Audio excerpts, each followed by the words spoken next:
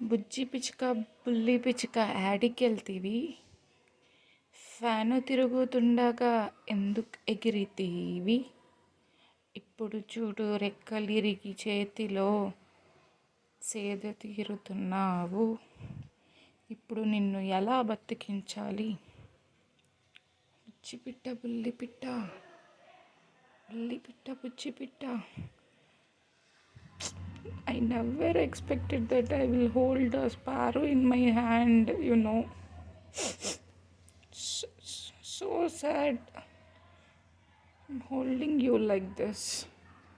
I hope you should get recovered very soon and fly with all your wings and jump like a free bird. But.